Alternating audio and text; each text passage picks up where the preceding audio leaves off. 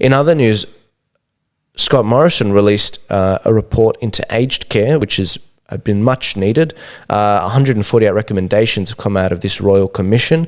And it was very interesting to listen to the press briefing of him announcing that. They've released 8 volumes of it, and there's a lot there.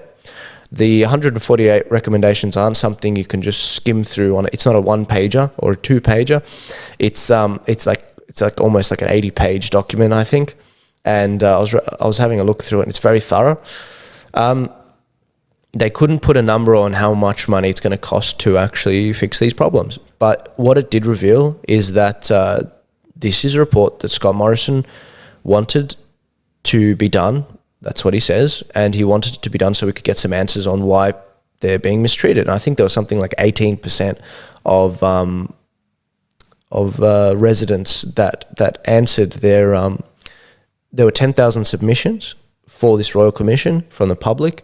And I think 18% of the submissions or something, or people in these nursing homes, they said that they had been assaulted or something while in the nursing homes, or unwantedly touched or something along that line. That came up in the press conference. Really disgusting stuff, and it's not what the people who literally helped build the nation deserve. I mean, they deserve the utmost respect. Taxpayers. This is not how I'd want to be, taken care of in the future. We need to do better. And I hope that Scott Morrison will actually endeavour on that path. Some would say no, he wants to kill us. I want to see this country flourish. And if this 148 recommendations is something that we can hold the government's feet to the fire, because it's a report they asked for, then I'm going to do that. I want to see some good stuff come out of this, because I don't plan on putting my mum in a nursing home, and by no means, because I've seen how bad it is. I mean, it's terrible. It's a terrible decision if you do it in the state that it's in right now. And I wish the government all the best, Labor or Liberal, in fixing this, because this is not a partisan issue. This is something that needs to be solved. So, not last weekend, but the weekend before, we had the Millions March, and it was against, obviously, everything that's been happening COVID-related. And it was hilarious to watch, because I went down to Sydney. It was really great to do these events, and the media reported it as being no one was there. It was hundreds of people that turned up. And that's just not what I saw. I saw, at least in Sydney, 2,000 to 3,000 people. And it was entertaining watching the media coverage of this, because in all the states around Australia, they basically said a few hundred people. Very entertaining, very, very, very entertaining to watch the fake news go off. But it was a great march in Sydney. We did a march around the city, and the police were great. They were really good. Not one arrest that day. They were very well organised. The organisers of the march did very well. Full credit to, I think Michael Sims was the main organiser. I think there were others, but I know Michael Sims.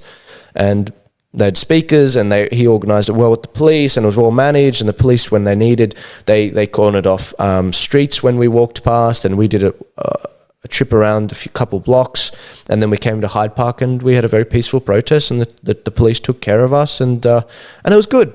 It was really good. We said what we needed to say, and it was great. And I'm not going to lie, it would have been great to see even more people out there. After all, they did call it the Millions March, but it was good to be out there meeting people. I love these events so much. I love meeting so many different people. I don't agree with most of the people there about vaccines. I just don't. A ton of them were from IMOP there, and I have the utmost respect for the IMOP people. Especially Michael O'Neill, for what they're doing. It's not easy to talk about this issue. But in terms of the topic of vaccines, I've had all my vaccines as a kid. I didn't take the flu shot. I haven't had any issues. I've got no underlying conditions. In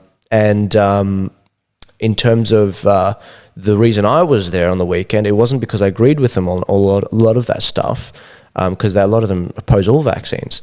I believe in freedom. I don't want to see people coerced. I believe in individual responsibility and assessing the risks on your own. And what we're seeing from the government is not that. It is not that. And it was really good to see so many people around Australia getting out there, thousands of people.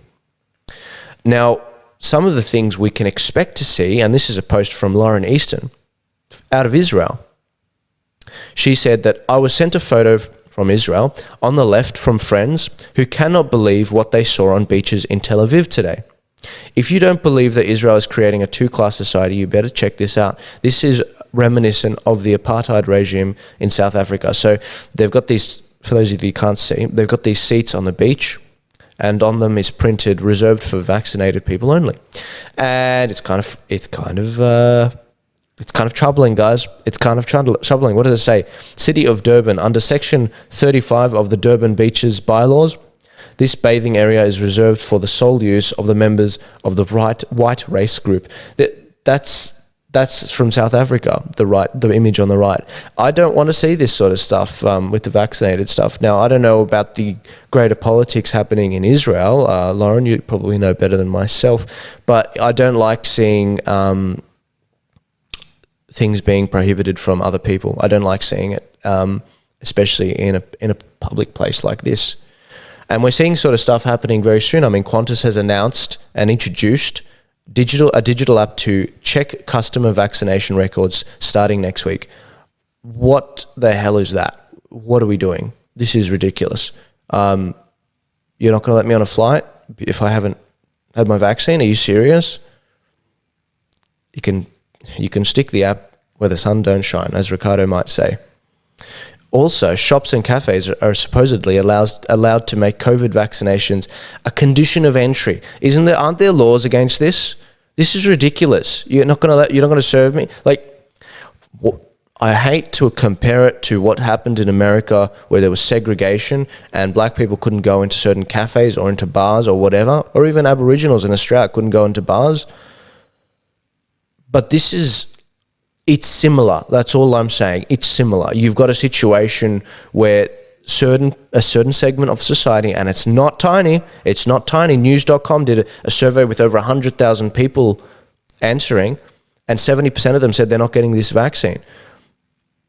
It's not a tiny percentage. It's not. There are so many people that have questions about this thing, and you've got to stop. What's that line from Star Wars? It's I think it's Princess Leia says this. The harder you tighten your grip, the more star systems that will slip through your fingers.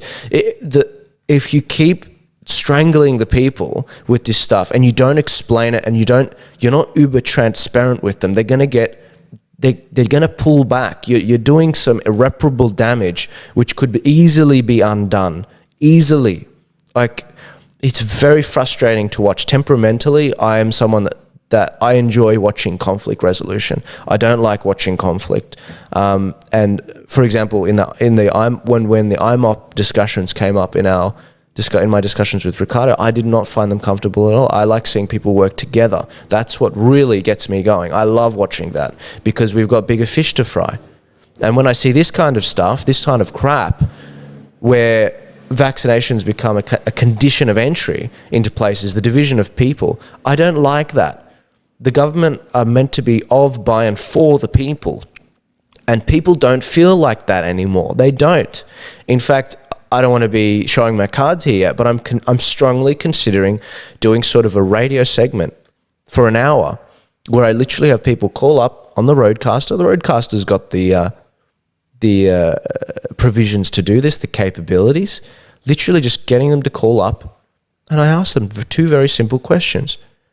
Do you feel like you're being heard? No, most likely. And I don't care who that is. That could be a greenie. That could be someone on the far right. It could be anyone. Do you feel like you're being heard? And what topics do you feel like you're not being heard on? If politicians answered those two simple questions, we would not be in the state that we're in right now. If they asked these questions of the community, we would not be in this state right now. Why aren't they doing it?